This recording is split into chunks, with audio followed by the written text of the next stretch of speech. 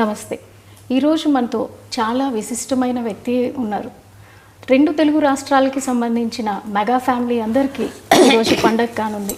ఆవిడెవరో కాదు, ముద్దుగా అందరూ అంజనమ్మ అని పిలుచుకునే మన చిరంజీవి గారి తల్లిగారైన అంజనాదేవి గారు. అమ్మ నమస్తే. నమస్తే అండి. అమ్మ సినీ కళామ తల్లికి 3 స్టార్స్ని ఇచ్చారు. అదేవిధంగా 6 మళ్ళీ యువతరాన్ని ఇచ్చారు. సో ఇప్పుడు మనం పవన్ కళ్యాణ్ గారు డిప్యూటీ సీఎంగా బాధ్యతలు తీసుకొని 100 రోజులు గడుస్తూ ఉంది. సో దీని మీద మీ మనోభావాలు చెప్పండి. ఎలా ఫీల్ అవుతున్నారు? ఎంత కష్టపడ్డాడు అంత వాడికి సుఖం వచ్చింది పాపం. ఇప్పుడు అంత కష్టపడాలి కదా, ఇంకా ఎక్కువ కష్టపడాలి. ఇదివరకు అంతా కష్టపడ్డాడు, ఇప్పుడు ఇంకా ఎక్కువ బాధ్యత తీసుకొని బాధ్యత ఎక్కువ అయింది ఇప్పుడు వాడికి. మీ ఇంటి చిన్నోడు రాష్ట్ర ప్రజలందరికీ పెద్దన్న అయ్యాడు. దీన్ని ఎలా భావిస్తున్నారు? ఆయన బాధ్యతలు సంతోషంగా ఉంది. అంత కష్టపడ్డా వాడికి భగవంతుడు మంచి ఇది ఇచ్చాడు, అదృష్టం. ప్రజలకు సేవ చేసే భాగ్యం ప్రసాదించాడు.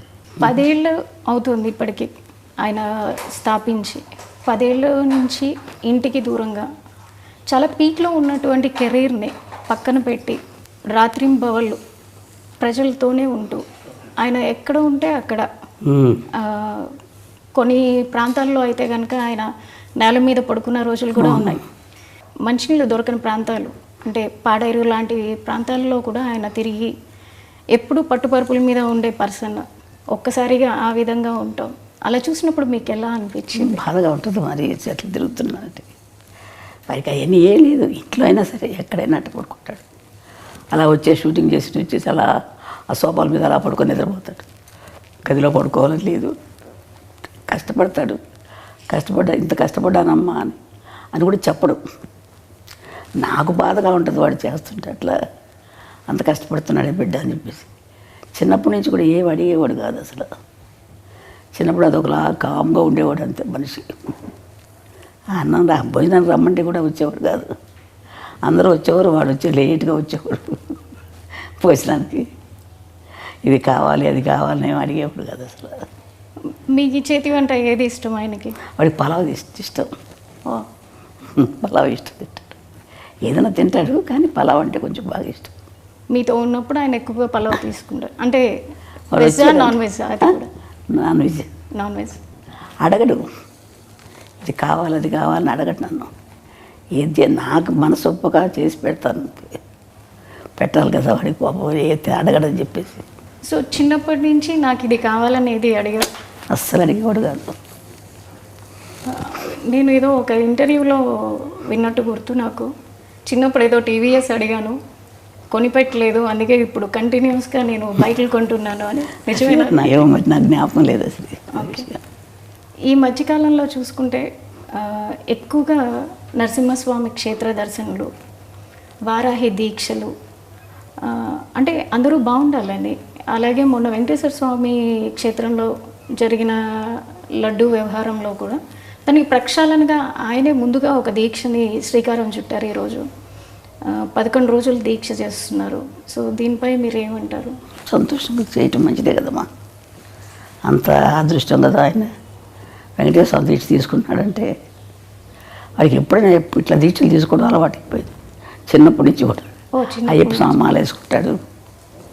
నాకు నేను వెళ్దామంటే ఒకసారి నేను వెళ్ళాలి నాన్న అని చెప్పంటే నా కోసం అయ్యప్ప స్వామి మాల వేసుకున్నాడు. దర్శనం చేసుకొని వచ్చాము. వాడికి ఎప్పుడు చేసుకోవాలన్నా ఇష్టం పాప మా పైకి. సో చిన్నప్పటి నుంచి ఆయనకి దైవభక్తి. అలాగని దేవుడి దగ్గర ఊరికి దండాలు పెట్టేసి పూజలు ఏం చేసేవాడు కాదు. వాళ్ళ నాన్నగారు పూజ చేసినా కానీ ఏదో కాస్త ప్రసాదం తీసుకునేవాడు తప్ప వాడందరికీ వాడు ఎక్కువ పూజలు చేసేవాడు కాదు. ఇప్పుడు కొంచెం పెద్ద అయ్యాక తను పూజ చేసుకుంటున్నాడు. యోగ నరసింహస్వామి గుడి అని విన్నాము. పవన్ గారి అన్నప్రసన్న కూడా అక్కడే జరిగిందని. అక్కడే జరిగింది. దానికి సంబంధించి వివరాలు చెప్తారా? మేము తిరుపతి దర్శనానికి వెళ్ళాం. నేను మా వారు మిగతా పిల్లలందరూ తీసుకొని వెళ్ళాను. వెళ్తే అప్పటికి 6 నెలలు కరెక్ట్గా జరిగింది. ఆ రోజుకి వచ్చింది. 6 నెలలు వచ్చింది కదా, ఇక్కడే అన్నప్రాసన చేసేద్దాం అనిపించింది నాకు మనసులో. ఆయన దగ్గర ఎప్పుడూ ఒక కత్తి ఉంటుంది. ఈయన పోలీస్ ఆయన కదా, కొంచెం పోలీస్ డిపార్ట్మెంట్.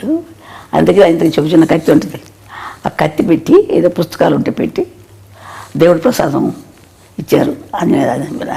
వెంకటేశ్వర ప్రసాదం, ఆ ప్రసాదం పెట్టి అక్కడే యోగ నరసింహస్వామి దగ్గర పడుకోబెట్టేసి చేశాను. చూసి పడుకోబెట్టి ఇక్కడే చేసేద్దామంటే అని అన్నాను ఆయనతోటి, మా వారితోటి. ఇంకా అంతకంటే అదృష్టం ఏముందిలే అని చెప్పి వాళ్ళకి చేశాను. చేస్తే ఆయన కత్తి పుట్టుకున్నాడు. తర్వాత పెన్ తీసుకున్నాడు. ఓకే, అంతే. సో దాన్ని ఎలా చూస్తారు మీరు? కత్తి పట్టుకున్నవారు కాబట్టి దాన్ని మీరు ఎలా భావించారు ఆ రోజున?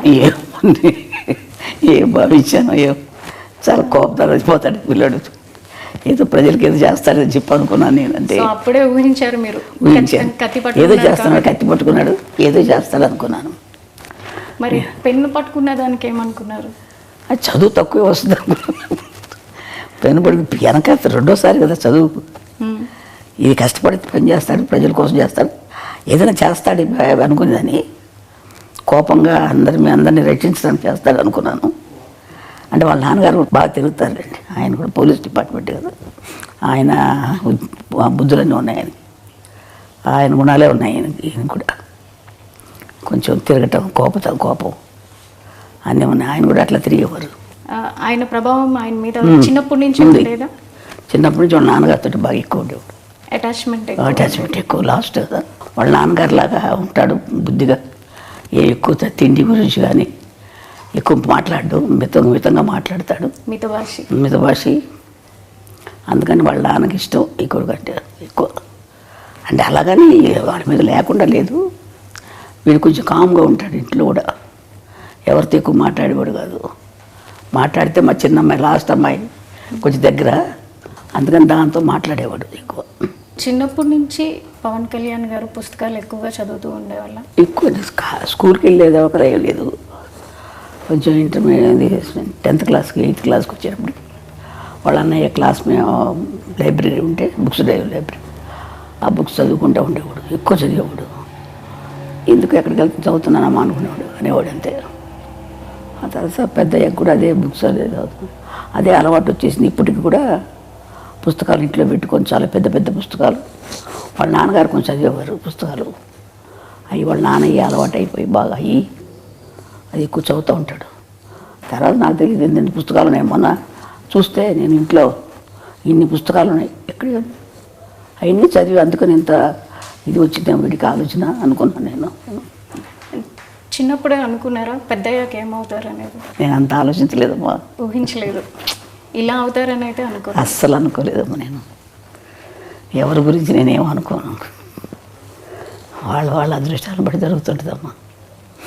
ఇంట్లో ఎక్కువ ఎవరితో అటాచ్మెంట్ ఉంటుంది? చిరంజీవి గారితో. ఆయన చిన్నప్పుడు వాళ్ళ అన్నయ్య బాగా దగ్గర తీసి, ఒక చిన్నపిల్లడప్పుడు ఎక్కువ, ఈ చిన్నప్పుడు కదా ఆయన ఎత్తుకొని ఫోటోలు తీసుకోవడం, వాళ్ళ అన్నయ్య తమ్ముడిని చాలా జాగ్రత్త బాగా చూసుకునేవాడు తమ్ముడు. అంటే పెద్ద ఆయన అట్లాగే పెద్ద అయినా కానీ వాళ్ళ అన్నయ్య వదిన ఇప్పటికీ వాళ్ళ అన్నయ్య వదినతో అంటే మేము నెల్లూరులో ఉండేవాళ్ళం, మా వారికి జాబ్ అక్కడ. ఇంకా అందుకని మాకు ట్రాన్స్ఫర్లు అయ్యాయి.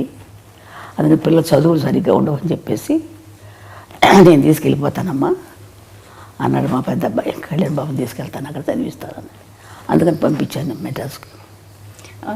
కళ్యాణ్ గారికి మీరు అన్నప్రసన్నప్పుడే పేరు పెట్టి ఉంటారు కదా, చిన్నప్పుడు పెట్టిన పేరు పవన్ కళ్యాణ్ అయినా? లేదు, కళ్యాణ్ కుమార్ అని పెట్టాం, శ్రీ కళ్యాణ్ కుమార్ అని పెట్టాం.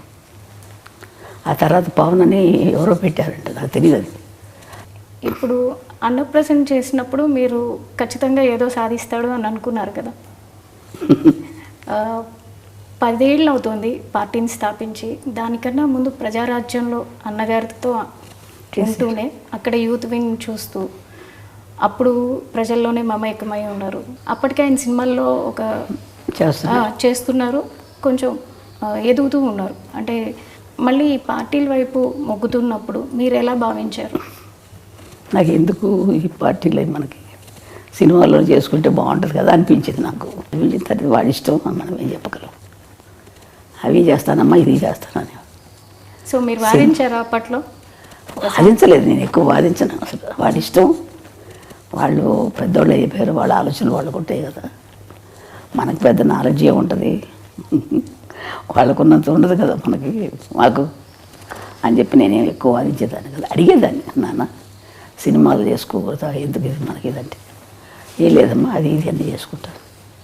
సో కొన్ని ఇంటర్వ్యూల్లో చిరంజీవి గారు కూడా ఒకానొక టైంలో ఏమైపోతాడో, కళ్యాణ్ గారు ఎక్కువగా పుస్తకాలు చదవడం, ఎక్కడన్నా ఏదైనా చిన్న అన్యాయం జరిగినా దాని వైపు ఆయన మొగ్గు చూపడం, ముందు దూకుతాడు దాన్ని. అది చూసిన తర్వాత నేను ఒకానొక టైంలో ఎక్కడ ఒక రెబల్ అయిపోతారో అని భయపడిన రోజులు కూడా ఉన్నాయి అన్నారు. సో మీరు కూడా అట్లా ఏమన్నా?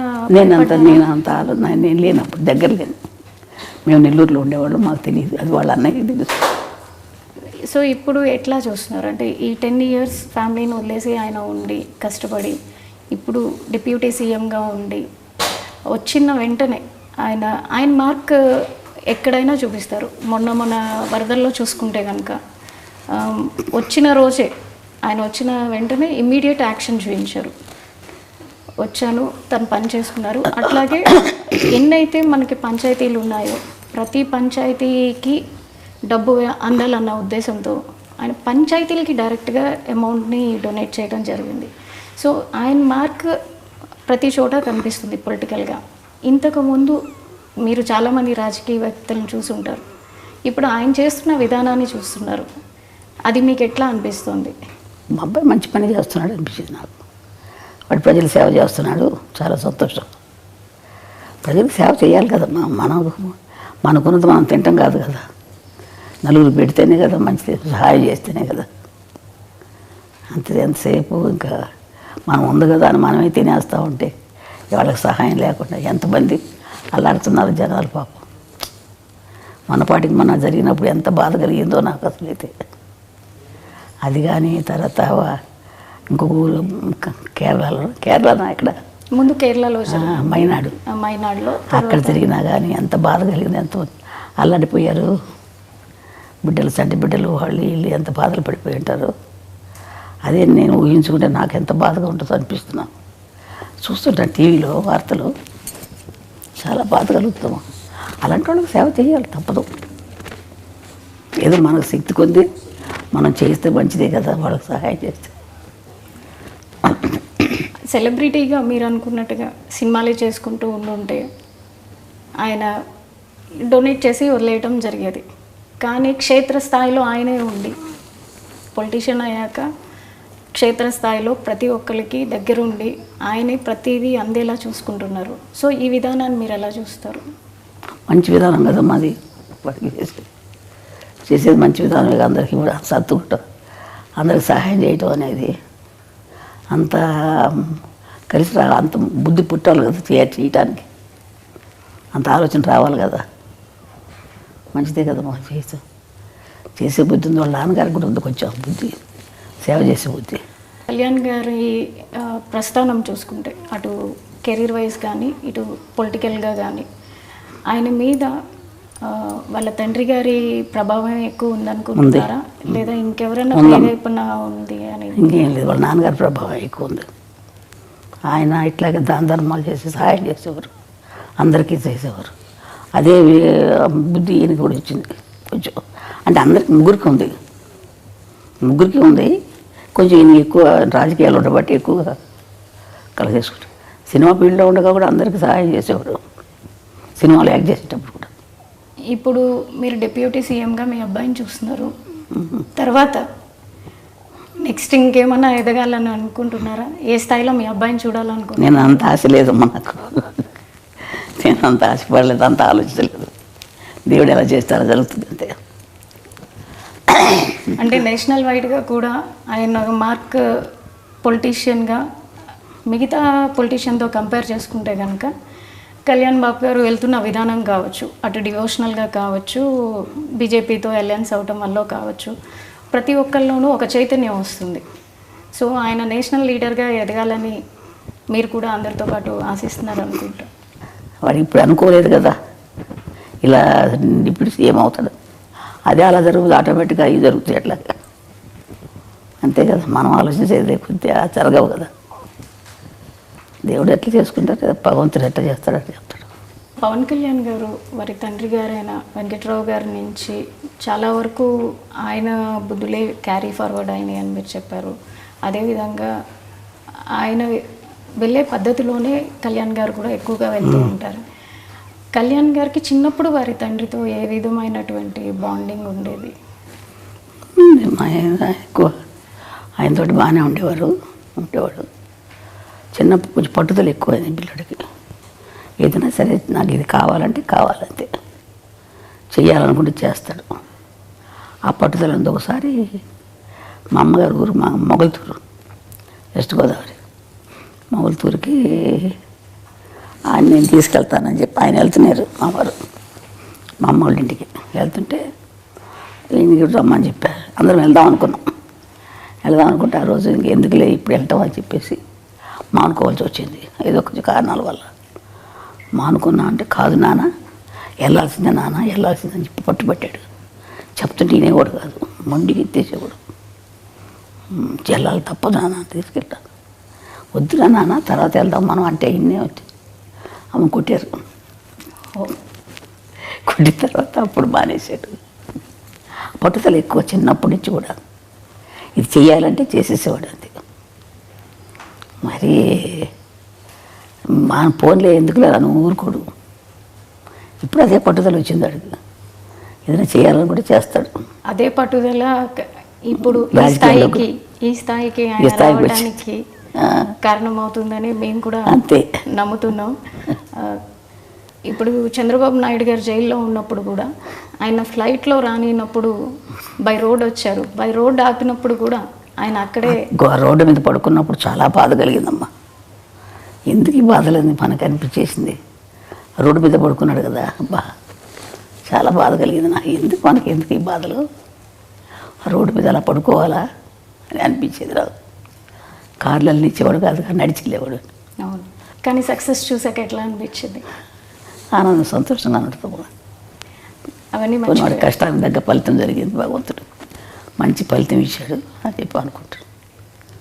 వాడు కష్టపడ్డాడు, మంచి జీవితం ఇచ్చారు. వాడు ఇప్పుడు ఇంకా ఎక్కువ కష్టం ఇచ్చాడు. అప్పుడు కంటే ఎక్కువ కష్టం బాధ్యతే కదా, ఎక్కువ బాధ్యతే కదా. మీరు ఇంకా పవన్ కళ్యాణ్ గారు ఉన్నత శిఖరాలకి వెళ్ళాలని కోరుకుంటున్నారు కదా.